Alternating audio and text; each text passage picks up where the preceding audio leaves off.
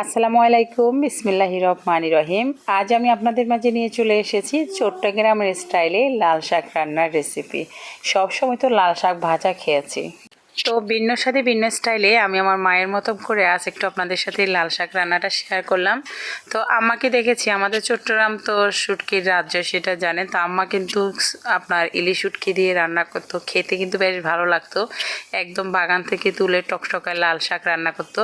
তো আমার কাছে ইলিশ শুটকিটা ছিল না, তাই আমি ইলিশ মাছটা নিয়ে নিয়েছি। তো এখানে দুটি মাছ নিয়ে নিয়েছি, ল্যাস নিয়ে নিয়েছি। এখন এগুলাকে একটু ভেজে নিচ্ছি।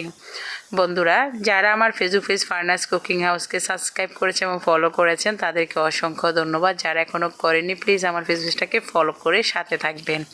তো এখানে পেঁয়াজ কুচি দিয়ে দিয়েছি, কাঁচামরিচ কুচি দিয়ে দিলাম, সামান্য একটুকু হলুদ দিয়েছি, আর দিয়ে দিলাম হচ্ছে স্বাদ মতো লবণ দিয়ে এখন মশলাটাকে কষিয়ে নেব।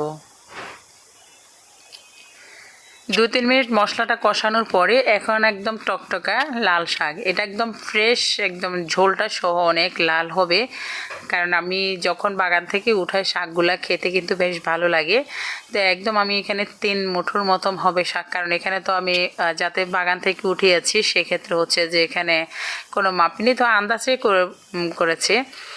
তো একদম বাগানে অনেক সুন্দর হয়েছে শাকগুলা, খেতে কিন্তু বেশ ভালো লাগেছে। আর বাগান থেকে তোলা শাক বোঝেন তো কতটাই স্বাদ লাগে। সবচেয়ে খাওয়ার চাইতে এটা আবেগটাই কিন্তু বেশি জড়িয়ে থাকে শাকের মধ্যে।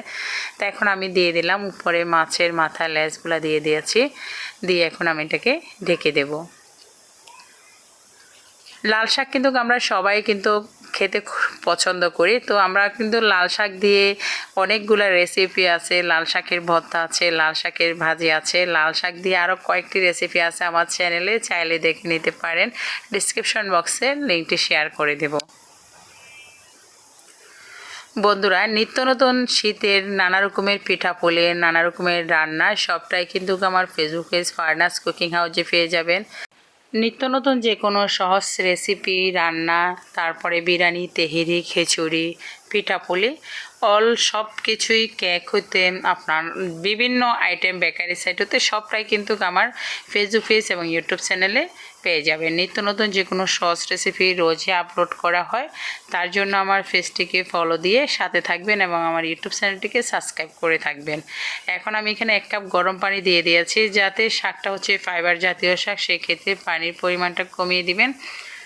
তা আমি এখন এটাকে ঢেকে আরও 5 মিনিট রান্না করব।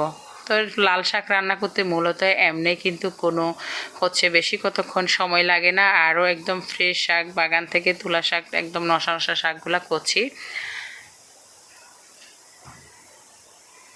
তো তৈরি হয়ে গেল লাল শাক দিয়ে ইলিশ মাছের ঝোল, খেতে কিন্তু বেশ ভালো লাগে। একদম টাটকা শাকের টাটকা রেসিপি, আর গরম গরম ভাত। আমার হাজব্যান্ড তো ভাত নিয়ে বসে আছে, কখন যে শ্বশুরবাড়ির বাগানের এরকম টটকা লাল শাক দিয়ে ভাত খাবে। দেখতে পাচ্ছেন ঝোলটা কতটাই মজা হয়েছে। তো ইলিশ মাছের মাথা খেতে খুব পছন্দ করে, আজকে কিন্তু তার জন্য ইলিশ মাছের মাথা দিয়ে রান্না করা। তো আমাদের চট্টগ্রামের স্টাইলে যতগুলা ভর্তা চাইবেন সবগুলা ভর্তা কিন্তু পেয়ে যাবেন। নোনা ইলিশ দিয়েও সবচেয়ে মজার মজার অনেক রেসিপি আছে।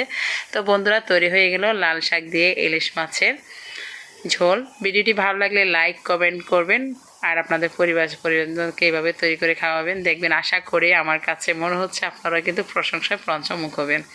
তা আমার হাজব্যান্ড তো কিন্তু তাদের ডিস্ট্রিক্ট যাতে আলাদা, বরিশালে, তারা কিন্তু এভাবে কখনো খায়নি। যখন আমি এভাবে তৈরি করেছি তার কাছে বেশ ভালো লেগেছে। তো আশা করি আপনাদেরও ভালো লাগবে। ধন্যবাদ, সবাইকে ভালো থাকবেন। পরবর্তী রেসিপির জন্য আসসালামু আলাইকুম।